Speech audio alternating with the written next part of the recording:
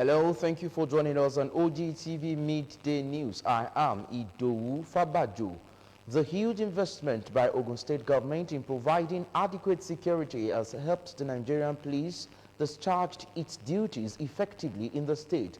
The governor of Ogun State, Prince Idowu Fabajo, made this submission while receiving the new commissioner of police, Idowu Fabajo, in his office.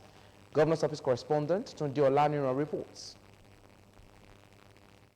Commissioner of Police, Kenneth Abrimson, was full of appreciation to the governor of Ogun State, Prince Idowu Fabajo, for his leadership and support. We had serious security challenges, particularly in the area of logistics, and he gave us the tools, over 60-something patrol vehicles, 366 walkie-talkie, power bike motorcycle, steel helmets, and motorcycle that help us to meander the terrain and also to monitor the Lagos-Ibadan expressway, particularly when there are traffic gridlock, so that the motorcycles can meander and check the traffic robbers. So you have done quickly. I'm very, very fulfilled and satisfied. I am happy. The new Commissioner of Police, Edward Awolowo Ajogun, promises to take the battle to the gate of the enemies of peace in the state. Worldwide, there are three principal objectives and priorities of police organization, and that is crime control, civil disorder control, and of course, elimination or reduction of fear of crime.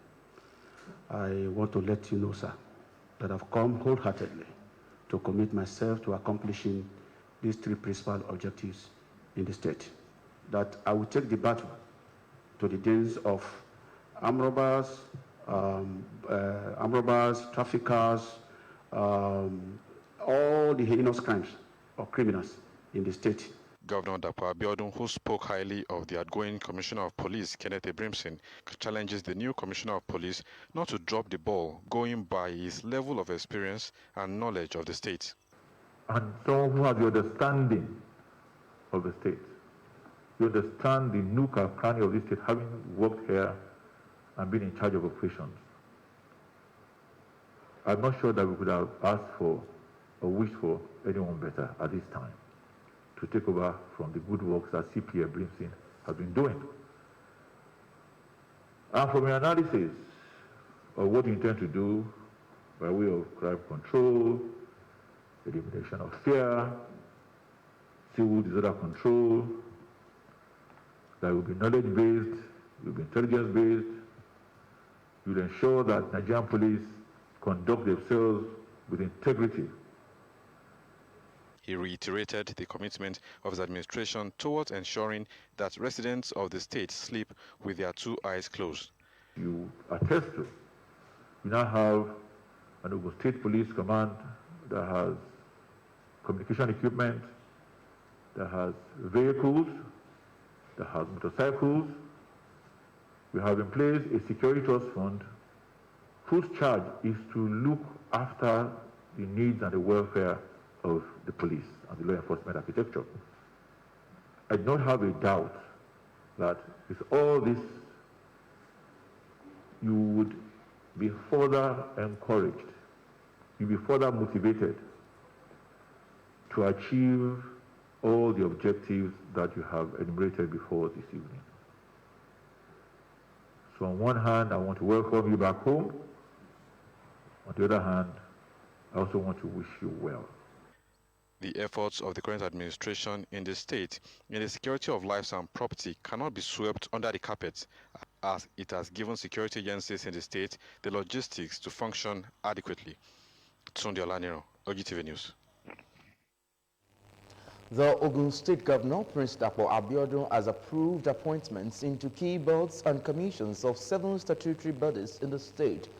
According to a statement released in Abeokuta on Thursday, the list is the first batch of appointees into statutory agencies, boards, and commission in the state. Other appointments will be made in due course.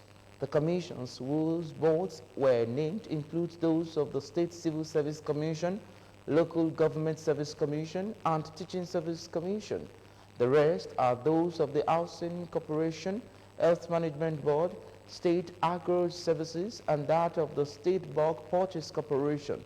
The appointees and their commissions are Ogun State Civil Service Commission, Mr. Tokunbo Odebumi, Chairman, Honorable Adebowale Ojuri, Member, Olusegun Fagbayi, Member, Gabriel Ayinde Falola, Member, Ms. Nike Oshoba, Member, Ogun State Local Government Service Commission, Mrs. Buki Onobanjo, Chairman, Honorable Lukman Olufemi Adiro, Member 1, Koye Ijadoye, Member 2, Yusuf Adegberu, Member 3, Babatunde Rufai, Member 4, Ogun State Teaching Service Commission, TESCOM, Evangelist Lekan Ifede, Chairman, Olanrewaju Majekodunmi, Member, Adelibigbe Tela, Member, Honorable Joseph Adeleke, Member, Diola Akintonde, Member, Ogun State Housing Corporation, Chief Yemi Sanusi, Chairman,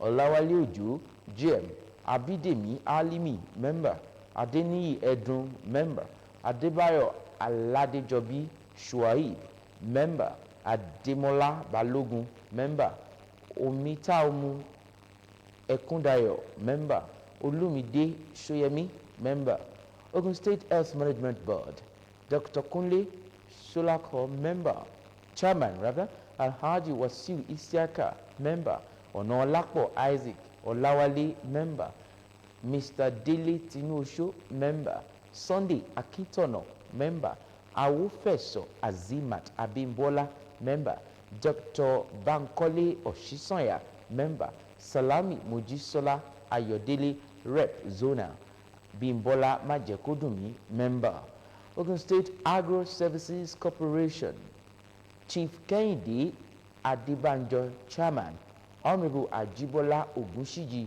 Member, Ogundalu Felix Olufemi, Member, Princess Oshiyemi, Member, Chief Remi Onosanya, Member, Sunday Kojeku, Member, Bidemi Ogunsheye, Member, Ogun State Bulk Purchasing, Engineer Anthony Ojeshino, Chairman, Kehinde Olaleye, Member, Dele Erison, Member, Mutiu Bankole, Member, Mojisola Shangonuga, Member, Bimpe Shonubi, Member, Jamiu Ashimi, Member. The task force on reopening of worship centers in Ogun State has tasked religious leaders and opinion holders in the society on the need to constantly exchange real-time information, opinion, and advices amongst the people on the COVID-19 prescribed guidelines, with a charge to adhere strictly to laid down preventive guidelines for the reopening of worship centers. Commissioner for Health, Dr. Tomi Koka, who doubled as the chairman of the task force while addressing religious leaders during Day 2 assessment visit to worship centers in the Yewa axis of the state, noted that there was need for religious leaders to constantly share first-hand information that would enable their members to take informed decisions that would protect them and their loved ones from being infected by the virus.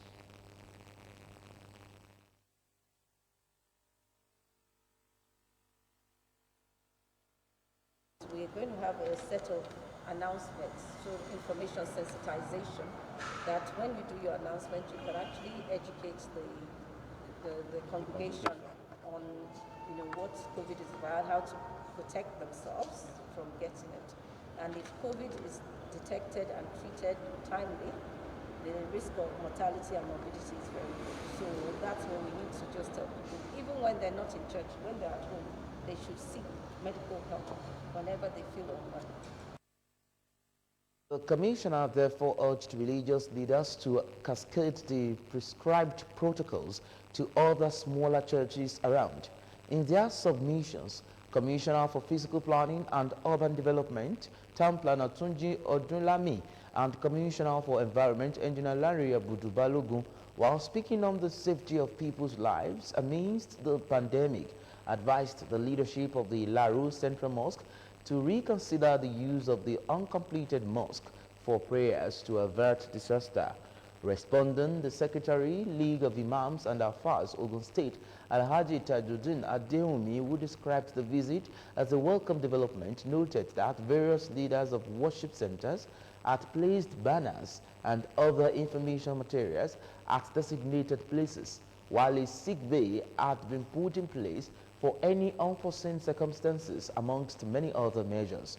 Some of the worship centers visited are the headquarters of Living Faith Worldwide, OTA, as well as Cathedral of Christ Church, Ilaro. Towards ensuring effective and efficient dissemination of information about Ogun State government, the state television will be given priority attention. The state head of service, Alhaja Selimot Otsun, gave the assurance during a congratulatory visit by the management of OGTV to our office. Moses Ojewumi tells us more. The management of Ogun State Television, led by its general manager, Mr. Festus Kehinde, in a congratulatory visit to Alhaja Selimot Otun on a recent appointment as head of service in the state. We rejoice with you. We at OGTV now are here just to assure you of our unflinching support that whatever we are supposed to do to make sure that the tenure impact on the entire workers of the state, we will do it. And we have that implicit trust in you also that you will take us to the glory land. Congratulations once again, man. While appreciating the visit, the #1 civil servant in the state charges the management team to ensure that the station continues to soar despite the adverse effects of the pandemic. Personally, I'm overwhelmed to receive members of #1 station, OGTV. I commend your dedication to work. I believe that the state is going to be on a wider coverage with OGTV. As a result of this, all hands must be on deck. It is also evident that COVID-19 might have affected most of your programs. That means you have to strategize. You have to think outside the box. I believe you can do it because of the caliber of people in OGTV. She also assures the station of continuous state government support. The administration believes in your station, and I pray that the stations will continue to fulfill the yearnings of the founders. I want to assure you that Office of the Head of Service is open. We are together. We have been doing it together and we continue to do it together. In company of the Permanent Secretary, Minister of Information and Strategy, Mr. Abiodun Awere, she was presented with a congratulatory card by the General Manager of Ogun State Television, Mr. Festus Kehinde. Alhaja Selimot Otun is the 19th head of service of Ogun State. Moses Ojewumi, OGTV News. Learn to wait. There is always time for everything. You can now watch us live on these platforms. We are on Apple, Roku, Windows, BlackBerry, Facebook, and Android devices. You can also watch us live on our website, www.ogtv.com.ng/live. That's it on our midday news. Thank you for joining us.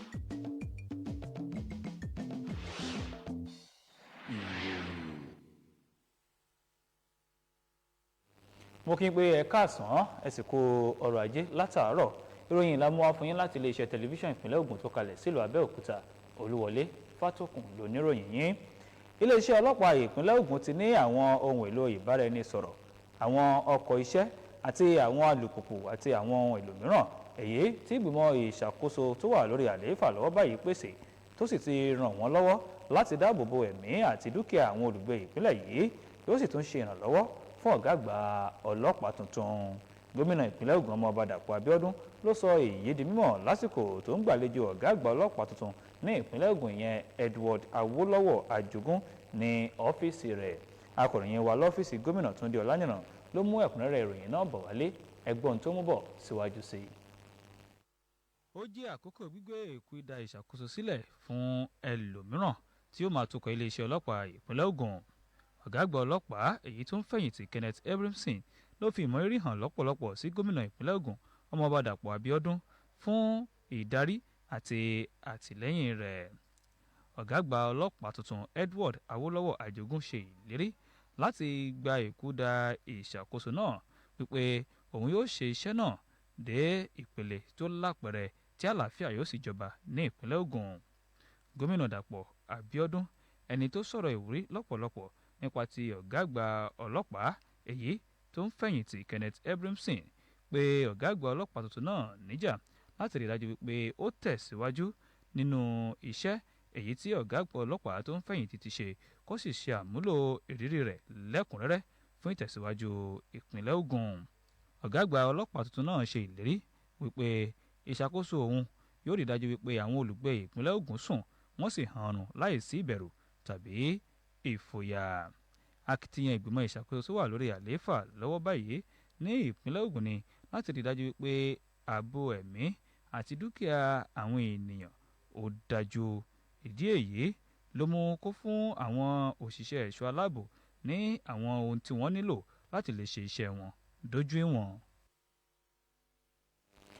Gómìnà ìpínlẹ̀ Ògùn Ọmọọba Dàpọ̀ Abíọ́dún ti fọwọ́ sí ìyànsípò sínú àwọn ìgbìmọ̀ àti àjọ tó ṣe kókó tó jẹ́ ẹ̀ka méje ní ìpínlẹ̀ Ògùn.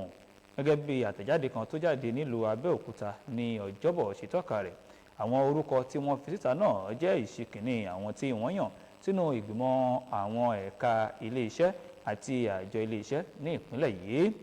Wọn yóò ṣe ìyànsípò àwọn tó kù ní àkókò tó yẹ láìpẹ́ yìí. Àwọn àjọ tí wọ́n ti dárúkọ àwọn ọmọ ìgbìmọ̀ wọn ni ẹ̀ka iṣẹ́ ọba ìpínlẹ̀ Ògùn, ẹ̀ka iṣẹ́ ọba ìjọba ìbílẹ̀ àti àjọ tó ń rí sí ọ̀rọ̀ àwọn ilé ẹ̀kọ́ girama. Àwọn yòókù ni àjọ tó ń rí sí àbójútó ètò ìlera, àjọ tó ń rí sí iṣẹ́ àgbẹ̀ àti ilé-iṣẹ́ tó ń rí sí ríra àwọn ohun kìsì lápapọ̀ ní ìpínlẹ̀ Ògùn. Àwọn tí wọ́n ti yàn sípò àti àjọ tàbí ẹ̀ka ilé-iṣẹ́ tí wọ́n wà fún ni àtìrí ẹ̀ka iṣẹ́ ọba ìpínlẹ̀ Ògùn níbi tá a ti rí ọ̀gbẹ́ni Tòkunbọ̀ Ọ̀dẹ́bùnmi tó jẹ́ alága. Àwọn yòókù ni ọ̀nàrẹ́bù Adébọ̀wálé Ojúrí, Olúṣẹ́gun Fágbáyé, Gabriel Àyìndé Fálọlá, Omidan Níkẹ́ Ọ̀ṣọ́bà.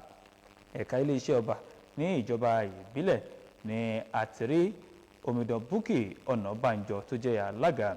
Àwọn yòókù ni ọ̀nàrẹ́bù Lukman Olúfẹ́mi Àdìrọ̀, Káyọ̀dé Ìjàdóyè, Yusuf Adégbènró, Babátúndé Rufai. Àjọ tó ń rí sí àwọn olùkọ́ nílé ẹ̀kọ́ girama ní ìpínlẹ̀ Ògùn àti rí Ajínrere Lékan Ìfẹ́dé tó jẹ́ alága. Àwọn yòókù ni Ọlánrewájú Májẹ̀kúdùnmí, Adéríbigbé Tẹ̀là, ọ̀nàrẹ́bù Joseph Adélékè, Adéọlá Akíntọ̀ndé. Àjọ tó ń rí sí ọ̀rọ̀ ilégbèé ní ìpínlẹ̀ Ògùn ni a ti rí Olóyè Yẹmí Sànúsí tó jẹ́ alága. Àwọn tó kù ni Ọláwálé Òjó, Abídèmí Álímì, Adéníyì Ẹ̀dùn, Adébáyọ̀ Aládéjọbí Shuaib, Adémọ́lá Balógun, Omítàọmọ Ẹkúndayọ̀, Olúmídé Ṣòyẹmí. Àjọ tó ń mójútó ìṣàkóso ètò ìlera ní ìpínlẹ̀ Ògùn láti rí oníṣègùn òyìnbó Kúnlé Sàlàkọ́ tó jẹ́ alága, Alhaji Wàsíù Isiaka, Ọ̀nàlápọ̀ Isaac Ọláwálé, ọ̀gbẹ́ni Délé Tinúoṣó, Sunday Akíntọ̀nà, Awófẹ́sọ̀ Azimat Abímbọ́lá, Dókítà Bánkọ́lé Òsísànyà, Sàlámì Mojísọ́lá Ayọ̀délé, Bímbọ́lá Májẹ̀kúdùnmí. Àjọ tó ń mójútó iṣẹ́ àgbẹ̀ ní àti rí Olóyè Kẹ́hìndé Adébánjọ tó jẹ́ alága. Àwọn tó kù ní ọ̀nàrẹ́bù Ajíbọ́lá Ògúnṣìjì, Ògúndàlù Felix Olúfẹ́mi, ọmọbabìnrin Òṣìyẹmí, Olóyè Rẹ̀mí Ọ̀nàsànyà, Sunday Jẹ́kù àti Bídèmí Ògúnṣẹ̀yẹ. iléeṣẹ́ tó ń rí sí ríra àwọn ohun kìsì ní ìpínlẹ̀ Ògùn láti rí onímọ̀ ẹ̀rọ Anthony Ọ̀jẹ́sínà tó jẹ́ alága, Kẹ́hìndé Ọlálẹ́yẹ, Délé Ẹ̀rísan, Mutiu Bankole, Mojísọ́lá Ṣàngónúgà, Bímpé Ṣónúbè àti Jamiu Asimi. Ikọ̀ amúṣẹ́ṣe tó ń bójú wo ṣíṣípadà àwọn ibùdó ìjọsìn ní ìpínlẹ̀ Ògùn ti pé àwọn aṣíwájú ẹ̀sìn àti àwọn agbanilámọ̀ràn lórí ohun tó yẹ níjà lórí bí ó ṣe pàtàkì sí láti máa jẹ́ kí ìròyìn èyí tó ṣe pàtàkì dé etígbọ̀ àwọn èèyàn tó fi mọ́ ọ̀rọ̀ àmọ̀ràn tó yẹ lórí àwọn ìlànà àátẹ̀lé nípa ti àjàkálẹ̀ àrùn kòrónà pẹ̀lú ìpè láti tẹ̀lé àwọn ìlànà tí wọ́n ti gbé kalẹ̀ fún àtúnṣepadà àwọn ilé ìjọsìn. Alábòójútó fún ètò ìlera ní ìpínlẹ̀ Ògùn oníṣègùn òyìnbó Tómi Kókà tó tún jẹ́ alága ikọ̀ amúṣẹ́ṣe náà nígbà tó ń bá àwọn aṣíwájú ẹ̀sìn sọ̀rọ̀ lásìkò ìrìn àbẹ̀wò ìgbéléwọ̀n ọlọ́jọ́ méjì sí àwọn ilé ìjọsìn ní agbègbè Yewa tọ́ka rẹ̀ pé ó ṣe pàtàkì fún àwọn aṣíwájú ẹ̀sìn láti máa jẹ́ kí àwọn ènìyàn mọ̀ nípa àwọn ohun tó ń lọ, èyí tí yóò mú kí àwọn ọmọ ilé ìjọsìn wọn lè máa gbé ìgbésẹ̀ èyí tí yóò dáàbò bò wọ́n tó fi mọ́ àwọn olólùfẹ́ wọn láti má bàa kó àrùn kòrónà. Alábòójútó fún ètò ìlera náà wá rọ àwọn aṣíwájú ẹ̀sìn láti jẹ́ kí àwọn ilé ìjọsìn kéékèèké náà mọ̀ nípa àwọn àlàkalẹ̀ ìlànà àátẹ̀lé wọ̀nyí. Nínú ọ̀rọ̀ tirẹ̀, alábòójútó fún ìlànà àti ìdàgbàsókè àwọn ìlú ńláńlá Alátò ìlú Túnjí Ọdúnlámì nígbà tó ń sọ̀rọ̀ lórí ààbò ẹ̀mí àwọn ènìyàn lásìkò àjàkálẹ̀ àrùn kòrónà yìí, gbogbo àwọn aṣíwájú mọ́ṣáláṣí ńlá Ìlaró lámọ̀ràn láti tún èrò wọn pa lórí lílo mọ́ṣáláṣí tí wọn kò tíì parí náà láti má bàa kó sọ́wọ́ ewu. Nígbà tí òun pẹ̀lú ń sọ̀rọ̀, alábòójútó fún ọ̀rọ̀ àyíká onímọ̀ ẹ̀rọ Lánrè Abdulbalógun rọ àwọn aṣíwájú ẹ̀sìn láti máa rí dájú wípé wọ́n ń fín àwọn àyíká ilé ìjọsìn wọn kí ó tó di wípé wọ́n bẹ̀rẹ̀ ìsìn àti lẹ́yìn ìsìn. Nígbà tó ń fèsì, akọ̀wé ẹgbẹ́ àwọn ìmáàmù àti àfáà ní ìpínlẹ̀ Ògùn Alhaji Tajudeen Adéwùmí tí ó ṣàpèjúwe àbẹ̀wò náà gẹ́gẹ́ bí ohun tó yẹ tọ́ka rẹ̀ wípé àwọn ilé ìjọsìn ti fi àwọn pátákó àti àwọn ohun èlò ìpolongo mìíràn sí àwọn ibi tí ó ṣe kókó tí àwọn ìgbésẹ̀ tó yẹ sì ti wà fún àwọn ìyówù tó lè fẹ́ ṣẹlẹ̀.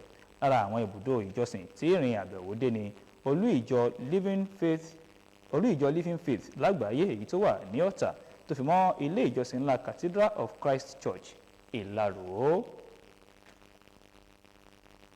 Láti lè rí i dájú wípé ìròyìn tó kojú owó dé ọ̀dọ̀ àwọn èèyàn ní tìbútòrò ìpínlẹ̀ Ògùn nípa ìjọba ìpínlẹ̀ yìí, ohun gbogbo tó yẹ ni yóò jẹ́ ṣíṣe nípa iléeṣẹ́ tẹlifíṣàn Ogtv.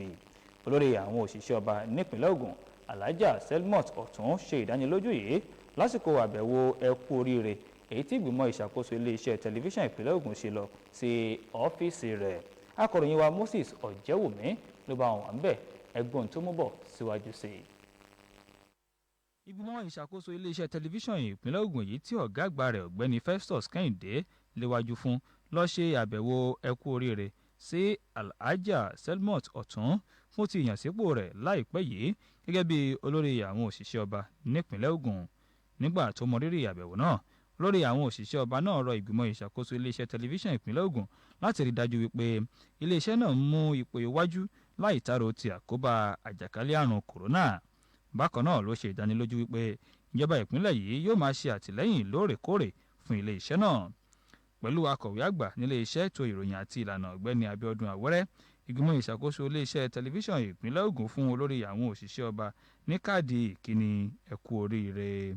Alhaja Selmot Ọ̀tún ló jẹ́ olórí àwọn òṣìṣẹ́ ọba 19 ní ìpínlẹ̀ Ògùn. Ẹ̀yin ará, ẹ jẹ́ ká máa fi sùúrù dúró pẹ̀lú ìrètí nítorí pé ohun gbogbo báyìí náà ni àkókò wà fún yóò ṣeé ṣe o. Kò ní jù báyìí lọ lórí ìròyìn wa fún ti ọ̀sán òní. Ẹ má ṣàìpàdé wa láago 4 àbẹ̀rọ̀lẹ́ fún ròyìn lédè Yorùbá. Ǹjẹ́ títí ìgbà náà mo kí n wípé ẹ máa yáṣẹ́ o.